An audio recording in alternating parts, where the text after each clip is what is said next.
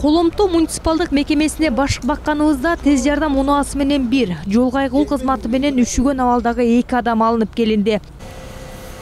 Бишкектеги үй жайсыздарга эшигин ачкан мекемелерге келип түшкөндөрдүн саны өтө көп. Жол кыймылынын коопсуздугун камсыздоо башкы башкармалынын өкүлү убактылуу жайга 1989-жылы туулган айымды кечэтен бери 2 жолу алып келгенин айтып, күнүнө 7-8 чакыруу болуп жаткандыгын билдирди. Биз азыр бир киши алып келдим. Айтканда бир аялды алып келдим. Ал деген Жибек жолу Динара Асановада жатып калыптыр. Ошондой эле көчөдөн өтүп бараткан кишилер көрүп, 102 кызматына чалыптыр. 102 кызматтан бизге маалымат түшүп келди. Аял жатыптыр. Ал аялды болбосо көчөгөн алып келгенбиз бизчи. Көчөгөн алып келип бияка тапшырып бергенбиз.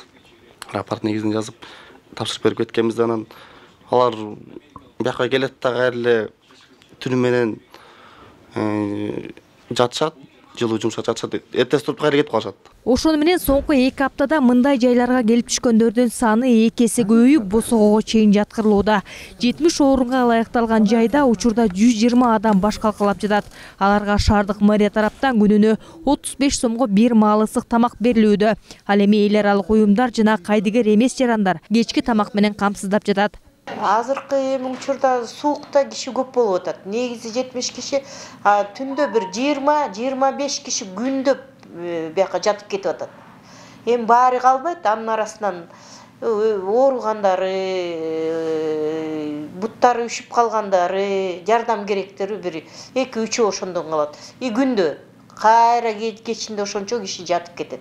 Анан эшикте калбасын деп биз ошолордун баарын алабыз, айла жок. Муниципалдык мекемеге жеткирилгендердин дээрлик 100% мас жана катуу үшүгөн абалда келет. Айрымдарынын буту гангрена болуп кеткен учурлар бар экендигин жана алар дароо ооруканага жөнөтүлөрүн аталган мекеменин дарыгери айтууда. В основном у нас делает. Бул жайга сел-саяктар түнкүсүн көп келип түшөт. Көбүнчө үшүгөн абалда келишет. Дээрлик бардыгынын ден соолугу начар. Алкоголдун күчү менен эле сезбей жүрө беришет. Буту колун үшүк алган учурлар көп катталып жатат. Ошондой эле мына кечээ эле жатыны оор абалда бирөө түштү. Аны дароо операцияга жөнөтүшүбүз керек. Болбосо каза болуп калат. Операция үчүн мамлекеттен каражат бөлүнбөйт. Өзүбүз ар кайсы уюмдардан акча таап беребиз. Директор спасибо дала деньги. Акыркы убакта сел-саякка айланган жаштардын саны көбөйдү. Буга чейин үй жайсыздар үчүн ачылган мекемелерге кайрылгандардын басымдуусу 45 жаштан жогорку курактагылар болсо, учурда 18 жаштагы кыз келиндер дагы түшүүдө. Эми ушул көбүнчө жаштар, акыркы по сравнению былтыркыга караганда быйыл жаштар аябай көбөйүп атат. 20-25тен 35-38-40ка чейинки жаштар болуп атат. Билбейбиз бул каяка алып барат биздин тиги жаштарды тиги арактын азабы. Эске салсак, Бишкекте убактылуу баш калкалоочу жайлар 4 райондо тең ачылган.